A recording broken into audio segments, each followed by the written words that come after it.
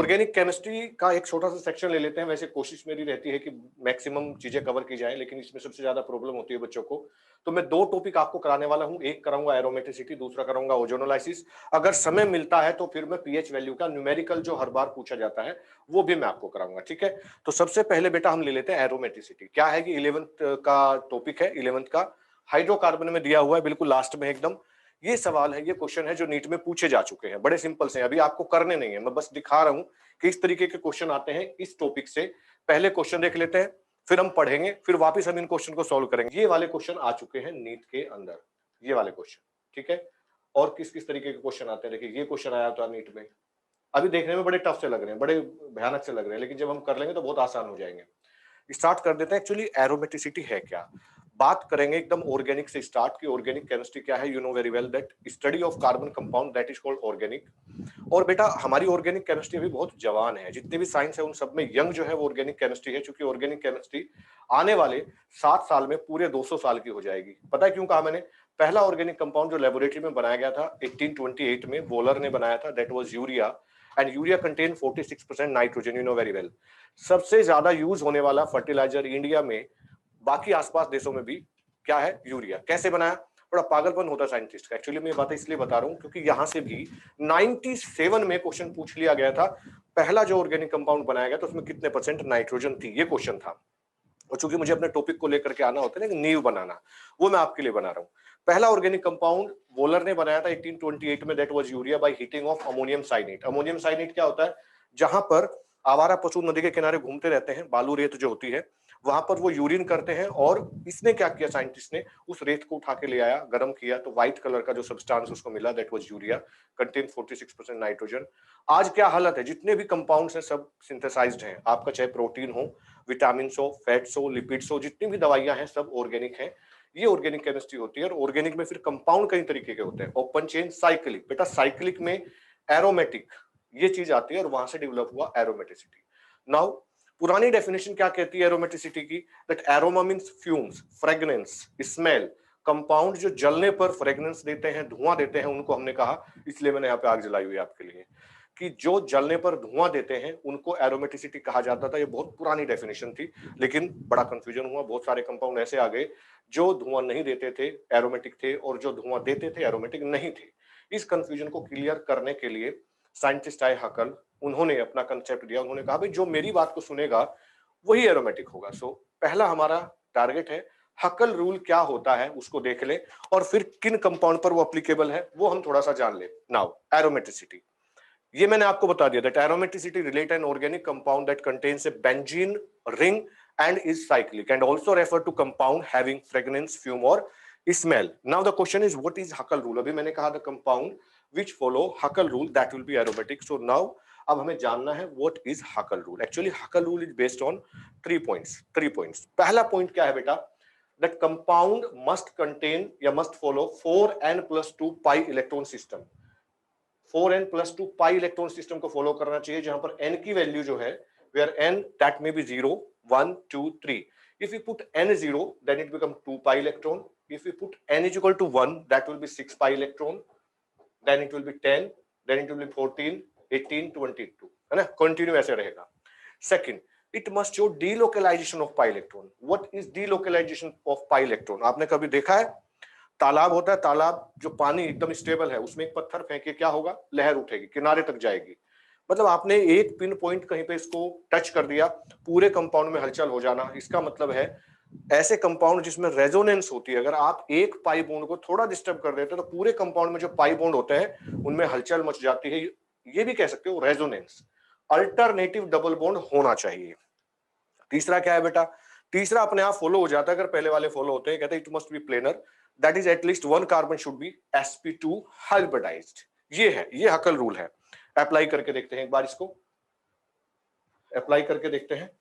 Benzene है बेटा, benzene aromatic है कि नहीं है, कैसे पता चलेगा?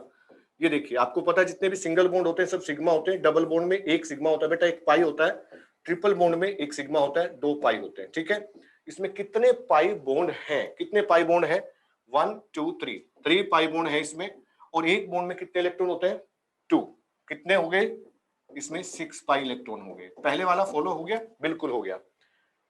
आप याद रखिएगा 2 पाई, उसमें बस ऐड करते जाइए 4, 2 के बाद 6, फिर 10, फिर 14। अगर इतना पाई है दैट मे बी एरोमेटिक, अगर वो बाकी के नियम को फॉलो कर लेता है। तो 6 पाई इलेक्ट्रॉन हो गए। अब ये देख, इसमें अल्टरनेटिव डबल बॉन्ड है कि नहीं है? बिल्कुल है। यहां बॉन्ड है, यहां पाई बॉन्ड नहीं है, यहां पर है, यहां नहीं है, यहां है, यहां नहीं है। और सभी कंपाउंड इसमें sp2 हाइब्रिडाइज होते हैं, क्योंकि जब कार्बन 4 सिग्मा बॉन्ड से जुड़ा होता है, चारों सिग्मा होते हैं बेटा, वो होता है sp3। लेकिन जब कार्बन एक भी पाई बॉन्ड से जुड़ जाता है, ये सब सिग्मा है, एक भी पाई से जुड़ जाता है sp2। आप देखिए यहां पर सभी कार्बन पाई बॉन्ड से जुड़े हुए हैं, सभी कार्बन sp2 है, तो ये कंपाउंड एरोमेटिक होगा।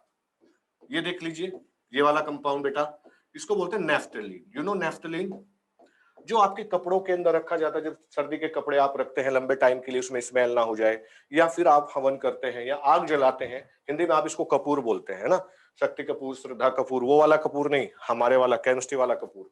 इसमें कितने पाई इलेक्ट्रॉन है? पहले बॉन्ड काउंट कर लेते हैं, 1 2 3 4 5, देयर आर 5 पाई बॉन्ड। तो कितने इलेक्ट्रॉन हो गए हैं? 10 पाई इलेक्ट्रॉन हो गए बेटा। क्या ये उस सीक्वेंस में आता है? डेफिनेटली आता है। 2 के बाद 4 आएगा, 2 के बाद 6 आएगा, 6 के बाद सीधा 10 आएगा। इसमें अल्टरनेटिव है क्या? बिल्कुल अल्टरनेटिव है। और sp2 तो उसमें सभी कार्बन है ही, ये भी एरोमेटिक है। और इस कंपाउंड का नाम नेफ्थलीन मैंने बोला है, आप लिख लीजिएगा, नेफ्थलीन। इसमें अगर मैं एक रिंग और जोड़ देता हूं, अब बेटा ये हो गया है एंथ्रासीन। थोड़ा सा मैं सिचुएशन बदल देता हूं इसमें पाई की। ये हो गया है आपका, ये देखिए, इट इज एंथ्रासीन, ये भी एरोमेटिक है। अच्छा, वे सभी कंपाउंड जिसमें केवल कार्बन और हाइड्रोजन होता है, उनको हम बोलते हैं होमो एटॉमिक एरोमेटिक कंपाउंड। ठीक है, एक कंपाउंड ये देख लीजिए, ये कंपाउंड देखिए बेटा, एरोमेटिक है कि नहीं है? ये कंपाउंड देखिए, एरोमेटिक है कि नहीं है? ये कंपाउंड देखिए। मैं इतने क्वेश्चन करा दूंगा कि ये आपसे स्किप नहीं होगा, फिर एग्जाम में एकदम फाइनल हो जाएगा आपका।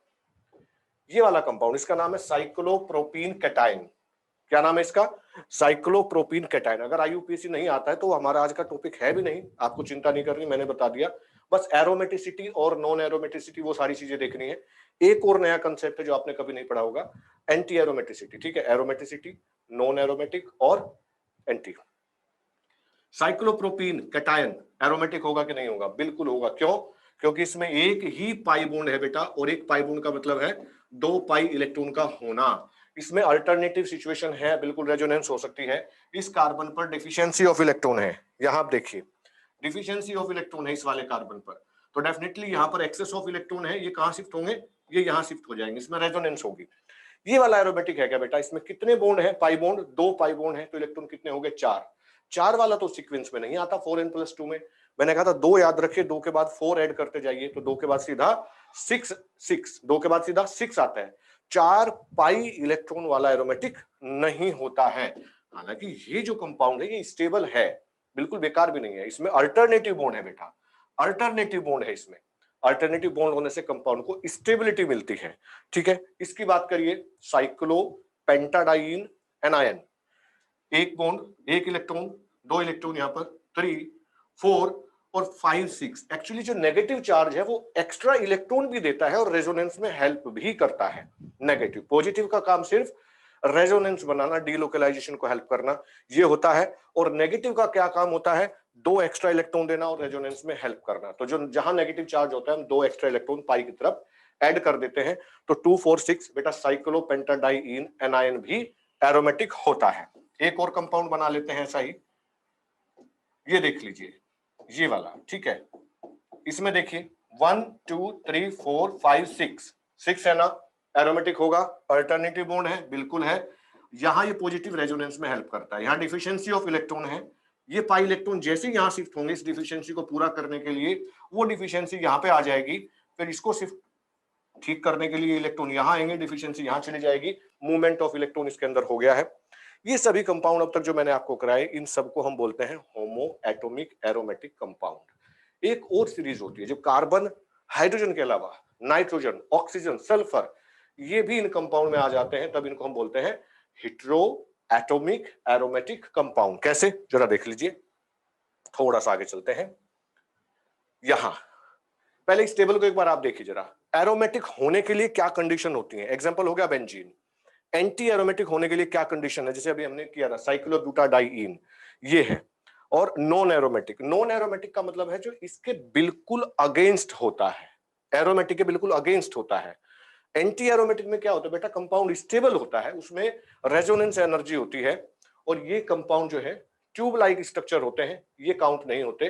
तो जो एरोमेटिक होंगे उनमें 4n+2 फॉलो होगा, जो एंटी एरोमेटिक होंगे बेटा उनमें 4n फॉलो होता है, यानी कि जिसमें 4n का मतलब आप देख लीजिए यहां पर कितने हैं, 4। अगर मैं n 1 रखता हूं तो 4 हो गए, इसमें 4n को फॉलो करेंगे, ये 4n+2 पाई इलेक्ट्रॉन सिस्टम को फॉलो करेंगे, ठीक है। वापिस ये अभी बताया मैंने, क्या नाम है इसका, नेफ्थलीन, मिस्टर कपूर है ना, एरोमेटिक है, इसको तो हम कर ही चुके हैं। इसके अलावा ये वाले कंपाउंड, ये मैं बताने वाला था आपको बेटा, देखिए ये कंपाउंड थोड़ा मैं यहां डार्क कर देता हूं आपके लिए, यहां मैं इसको डार्क कर देता हूं। ये कंपाउंड है, आपको दिख रहा होगा आपकी स्क्रीन पर, इसमें क्या लगा हुआ है, यहाँ पर ऑक्सीजन लगा हुआ है। ऑक्सीजन में 2 लोन पेयर बाहर होते हैं, 2 लोन पेयर अंदर होते हैं, इसका नाम है furan, mister furan. Furan aromatic होता है कैसे, यहां पर डबल बॉन्ड है, 2 इलेक्ट्रॉन यहां हो गए, 2 इलेक्ट्रॉन यहां होंगे बेटा, 4 इलेक्ट्रॉन हो गए, और 2 ये अंदर वाले हो गए, ये भी काउंट होते हैं, तो टोटल 6 इलेक्ट्रॉन हो गए, ये एरोमेटिक हो गया। एक कंसेप्ट याद करिए, अगर जो लोन पेयर हैं वो रिंग के अंदर है, उनको बोलते हैं एंडोसाइक्लिक। एंडोसाइक्लिक काउंट होता है 4n+2 सिस्टम में। नेगेटिव वाले 2 इलेक्ट्रॉन काउंट होते हैं, लोन पेयर वाले जो अंदर हैं वो काउंट होते हैं, बाहर वाले काउंट नहीं करते, उनको एक्सोसाइक्लिक बोलते हैं। तो फ्यूरान एरोमेटिक हुआ बेटा। यहां पर सल्फर लिखा हुआ है, बिल्कुल फ्यूरान जैसा है, तो इसका नाम थायोफिन हो गया है। 2 अंदर है इसमें लोन पेयर इलेक्ट्रॉन, ये भी एरोमेटिक हो गया थायोफिन। अब ये याद करने पड़ेंगे थोड़ा सा, देखो ऑर्गेनिक के बारे में बता दूं। इनऑर्गेनिक आपने एक बार रिवाइज किया, 2 बार किया, 3 बार किया, याद हो जाएगा, लिख लोगे।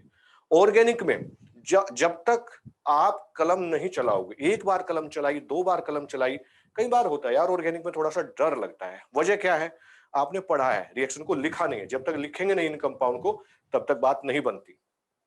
थायोफिन हो गया बेटा, ये क्या है, पाइरोल है, यहाँ पर NH लिखा हुआ है, 2 लोन पेयर होते हैं नाइट्रोजन पे, वो भी अंदर की तरफ, ये भी एरोमेटिक है।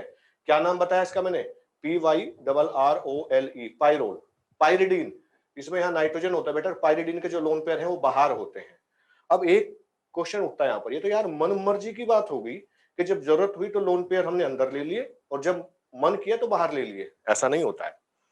देखिए अगर यहां ये लोन पेयर बाहर होते तो कंपाउंड स्टेबल ना होता, तो इनके बीच में एक अट्रैक्शन फोर्स काम करता है, भैया लोन पेयर तुम अंदर आ जाओ, तुम्हारे आने से एक 4n+2 सिस्टम जो है वो फॉलो हो जाएगा, रेजोनेंस हो जाएगी और हम स्टेबल हो जाएंगे। यहां अगर लोन पेयर अंदर आ जाएगा तो डिस्टर्बेंस हो जाएगा, एरोमेटिसिटी ब्रेकअप हो जाएगी। तो यहां पर इन इलेक्ट्रॉन के बीच में जो अंदर वाले हैं और नाइट्रोजन के लोन पेयर है बेटा, इनमें रिपल्सन फोर्स काम करता है, उसको बाहर धकेल देता है। ऐसे ही इंडोल, ऐसे ही एजुलिन, ठीक है, ये सारे, ये एरोमेटिक नहीं है, ये तो साइक्लोऑक्टेट्राइन मैंने ऐसे बनाया था। अब ये वाले क्वेश्चन, ये वाला क्वेश्चन आया बेटा नीट में, which of the following compound is not, ये है इसमें, which of the following compound is not aromatic, which of the following compound is not aromatic. ये तो मैंने अभी बताया नेफ्थलीन एरोमेटिक होता है, नेफ्थलीन एरोमेटिक होता है।